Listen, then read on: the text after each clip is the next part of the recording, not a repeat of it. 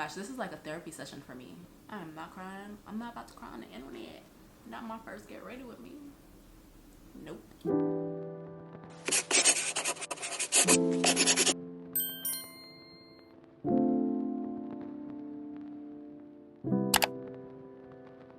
Hey you guys, welcome back to my channel. If you're new here, my name is Diamond. I share content on lifestyle, health, wellness, beauty, and most importantly, skincare. So if you're interested in any of those things, go ahead and subscribe.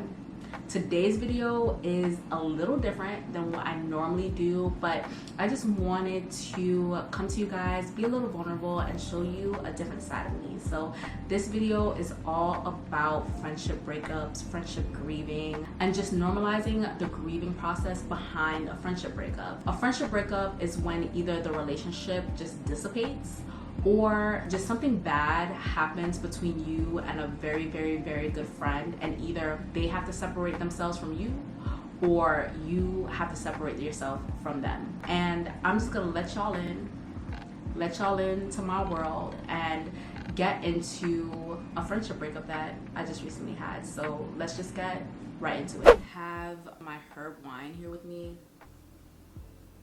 If you don't know what herb wine is, check out my Jamaica vlog. But anyway, let me go ahead and put my hair back and get into this makeup. This is so awkward for me, so if I come off awkward at all during this, I'm just not used to being vulnerable like this and speaking like this online. So I'm gonna have a hard time getting through this, but I just want to make more content like this and be more open with you guys, because I feel like I post a lot of different things, but you guys really just don't know who I am. And yeah, making these videos, I'm attempting to open up. So I'm gonna start with the Bobbi Vitamin Enriched Primer.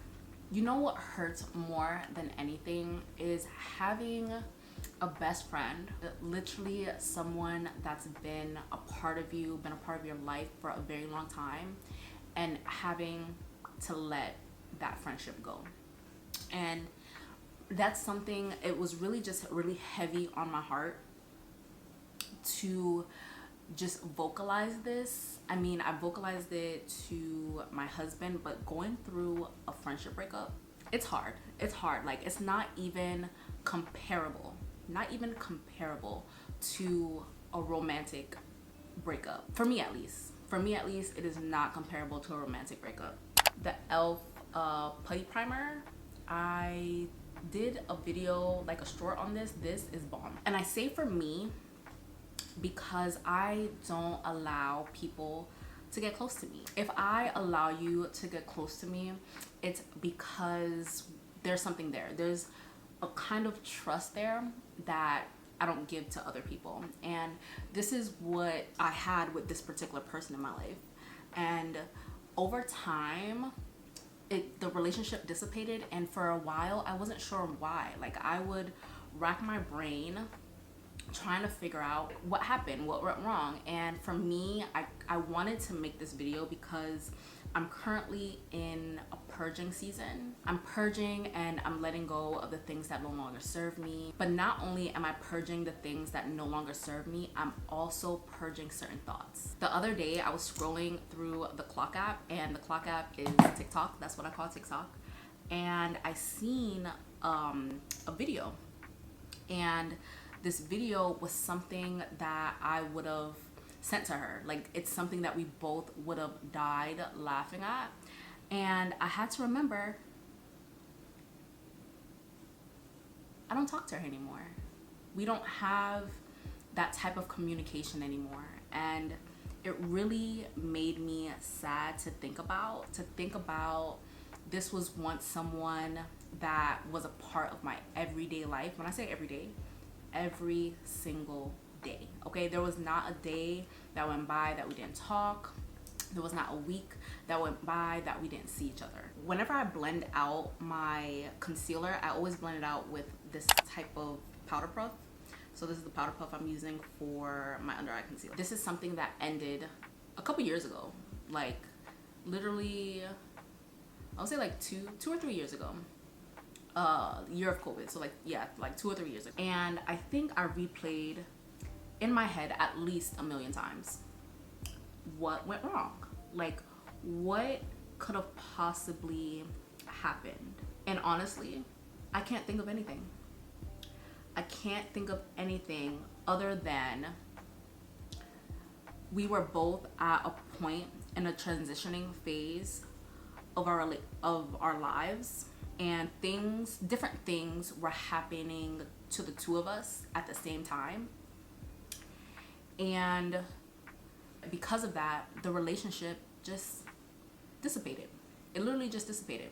And I've replayed in my mind over and over again, what part could I have played differently to make things work and like fix whatever was going on? I've come to the realization that there was literally nothing that I could have done to change the circumstance of what happened in that friendship and how that friendship ended. Honestly, what it comes down to is I'm the type of person, that if I'm close enough to you and I know that you're sad, I know that you're going through something, I'm going to make a playlist, whether it's a fuck him playlist of all breakup songs that empower you, or it's just a list of songs that I know that you love. I'm gonna do that for you. Or I'm the type of person, I'm the type of friend that if you're going through something, I'm going to drop everything I have going on and I'm gonna be there for you, no matter what it is, and no matter what I'm personally going through. And through dealing with this and coming to terms with the end of that friendship, I had to realize that there were times, too many times to count, that I noticed that person wasn't all the way there for me in the way that I was there for them. And they didn't show up for me in certain aspects of my life in the way that I would have shown up for them. And she was the type of person that she would befriend people that she knew I didn't trust all the way or didn't have the best relationship with. And it took me some time to realize that. Like, I didn't see it at all. And we had kind of like mutual friends, not mutual in adult life, but mutual in the childhood sense of things, because a lot of the people that I keep close to me are the people that I've known for 10, 12, 13, 14 years of my life. I don't really have much new friendships, because for me, a friendship means trust. A friendship means openness. A friendship means that I could be vulnerable with you. And I just can't give that to anyone, so I stay very low-key, okay? Very low-key. People would make excuses for her whenever I would bring up things like that. They would say, oh, you know, she's just like that, girl, don't even worry about it. Like, but in the back of my mind, I always had this small voice saying, is she really happy? Like, is she really happy for you? And I think the breaking point, and this is honestly about to be a realization for me, the hard truth is that I had to set up a boundary. And I set up that boundary for my own healing and my own personal protection. And listen, when it comes to friends, when it comes to family, no matter what it is, when it comes to your mental health, when it comes to the best thing that you need to do for you, you need to put up boundaries. It's whatever boundary means to you, that's what you need to do. And when I put up that boundary, I realized we were two completely different type of friends. Completely. Because if she were to put up a boundary, I would have dug deeper. I would have tried to see what was wrong. I would have called her and said, girl, you okay? And when I put up my boundary, crickets. Nothing. And A week went by, didn't hear anything. 2 weeks went by, didn't hear anything. So I'm just like, you know what? What's going on? Let me check on her. You know, let me see what's really going on. Checked on her, text her, seen what was going on, and it was very blah. You know, it was very, I don't really have much to say type situation. And that really baffled me, and that really made me take a step back and really reflect on what's going on, because like I said in the beginning, at the time, both of us were going through things. I knew exactly what she had going on and what she was stressed about, and because I didn't want to burden her in any way and make her any more stressed or have anything else on her mind, I didn't burden her with what I had going on. Oh my gosh, why am I crying? Why am I getting teary-eyed? I guess I you know, my therapist talked to me about this, and I thought I was like over it. I didn't want to burden her with what I had going on, so I never said anything. Like, I never brought up the bad things that was happening in my life at the time. I am not crying. I'm not about to cry on the internet. Not my first get ready with me. Nope. Even with that going on, listen, I have been raised in a Jamaican household, all right? And in my Jamaican household, I can't speak for all, but in my household, my whole life, when it comes to deep things, to brush things under the rug, you'll be all right. Don't talk about it. Just leave it alone. And some things can deeply, deeply, deeply bother me. And because I don't want to burden anyone, I'll just keep it to myself. I'll keep it to myself. I'll tuck it away and I'll live with it. And I really had to learn through a lot of hard work that I can't move and function in the world that way. I can't move and evolve and grow with that frame of thinking. And there was one therapy session that I had where I just spilled to my therapist everything that I had going on. And she looked at me in shock, okay? She was just like, girl, you do not look like what you've been through. And I was like, yeah, like, I've just learned to deal with it. Like, I don't know if that's normal, but I've just learned to deal with it. And she had to look at me and tell me, no, like, it's not normal, and you do need to deal with these things. And if you don't deal with these things, they're just gonna keep arising and keep coming. My camera died, and my camera is always dying on me. I don't even know, honestly, Julie, I don't even know where I was. Therapist. And sometimes, not even sometimes, most of the time, I do not allow myself space or time to process hard things or even to feel. Sometimes I don't even allow myself the space to feel what's going on, because I have a lot going on and my brain just runs a mile a minute. And it's just like, honestly, girl, is it really that serious? That is my motto in life. My motto is it really that serious? Because I've just been through so much that compared, oh my gosh, this is like a therapy session for me. I'm getting emotional again. Let's not do that. Compared to what I've been through, nothing's that serious. Literally nothing. That might be my toxic trait. My toxic trait, I'm gonna say it, and this is me coming into realization with you, is nothing's that serious. Nothing is that serious. Is it really that serious? No, it's not. But when it came to this situation, it was really that serious for me. And I think I was just so far removed because I continued to think about what she had going on. I continued to think about, you know what, I'm not even gonna say this.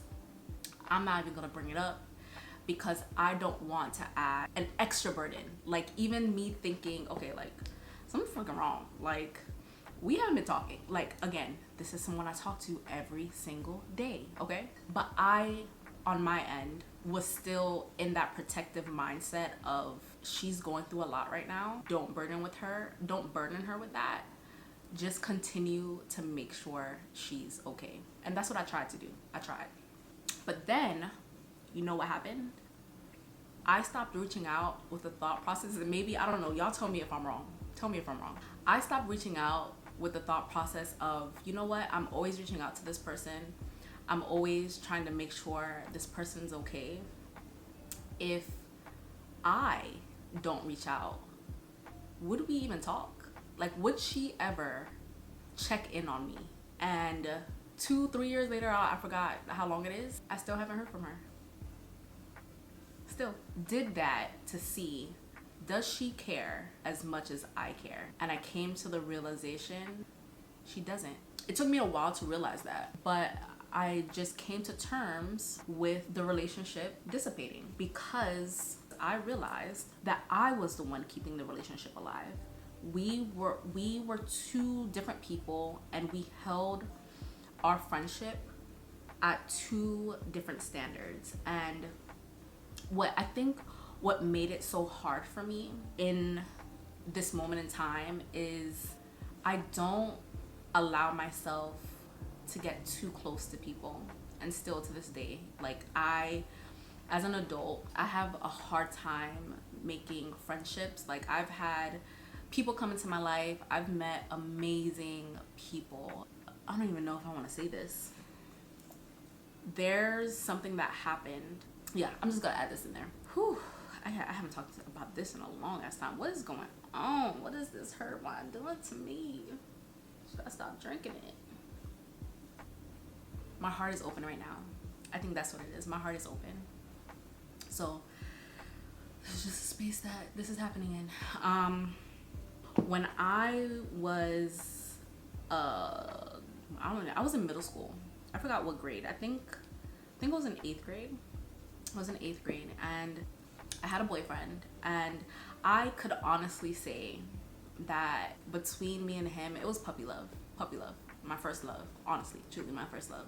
And we have this common love for music, and for me, music is something that is just so healing. Music is something that can express the things that I can't put into words. That's what music does for me. I'm just a lover of music, all types of music. Me and him, one thing that we will always do is send each other love songs, like love playlists, like back and forth, and it was kind of like a competition, like, what song can I send you that shows my emotions more strongly than the song that you would send me? Like, that's what we would do. Something very tragic happened with that person. That person passed away, and I would never forget this day. I was at my friend's house, and she lived across the block from him. And I remember I was texting him the night before we were broken up, and we will break up to make up over stupid shit all the time. But as soon as we seen each other in school, like, it was just like, oh, whatever, like, I'm not mad at you anymore, like, dumb shit, kid shit. Anyway, we were texting the night before, and I told him, like, hey, I'm going over this person's house. We're gonna name her Cindy. I'm going over Cindy's house, and you know, do you want me to come over? Because she lived right across the block from him. So he was like, you know what, like, yeah, like, I'm so sorry about, you know, the other day, blah blah blah, bullshit. So I'm thinking, you know what, this is the time, like always, we're going to walk over to his house, probably go to the pool, make up, you know, whatever. On the way, like, we're getting ready to walk over to his home, and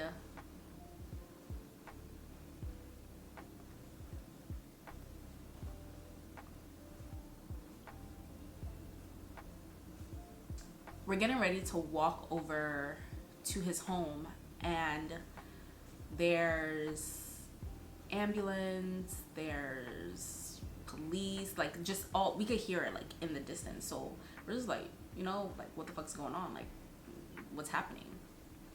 And we didn't make our way there, but one of Cindy's cousins was in the area. Bitch, girl, you just did your makeup, girl. One of Cindy's cousins was in the area, and she was like, y'all, something just happened. I don't know what happened. Something just happened at, let's call him Darius, I don't know. Something just happened at Darius's house, and y'all can't go over there. I'm like, what? Long story short, turns out that he accidentally playing with his little brother, and since that day I've never allowed anyone in or get close to me in that way ever again, whether it be a romantic relationship, a friendship, anything, because I was so afraid of losing someone, and losing someone that I care about. This is not a good get ready with me because I'm fucking up my makeup. And the only person I've allowed to get close to me in that way is my husband. And still, even with that relationship, I always have this fear that something's gonna happen. This is the MAC Studio Fix. I always use this under my eye for powder.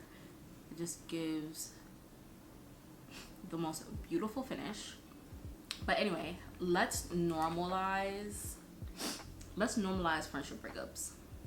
Let's normalize the grieving process of what that is, because sometimes you just outgrow each other, and that's okay.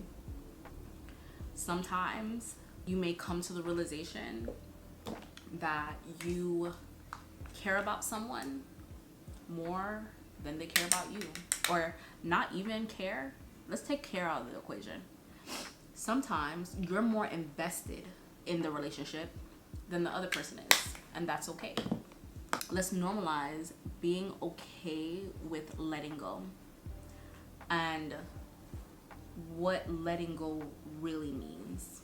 And I'm the person, I could give good advice, but sometimes I don't take my own advice. That's something that I've been learning to take more accountability over. That's the thing that's holding me back in a lot of aspects of my life. And I think this friendship breakup and me losing this person really showed me it. Honestly, now that I think about it, I feel like it hardened me. It hardened me even more, because just like the tragic thing that happened with my childhood first love, to losing someone that you've been friends with like for like 12, 13 years, your life, majority of your life. Think about this. This is someone that has been a part of who I am for majority of how long I've been alive. We've been friends longer than I was an adult. That it felt like someone died. It felt like someone was unalived, and I lost that person as well. So even in that, I feel like it made me harder. I'm already a hard ass person, but it made me even more standoffish to people, because I'm afraid. And here's another light bulb moment, but I'm afraid of becoming too invested with someone, becoming vulnerable with someone in a friendship way, and that relationship dissipating as well. Like, I don't want to go through that emotional trauma anymore. But I also can't hide behind that fear. And if you're, I'm only assuming if you're watching this video, I'm gonna tell you, you can't continue with that fear of not wanting to get to know someone, because someone could come into your life and be a blessing.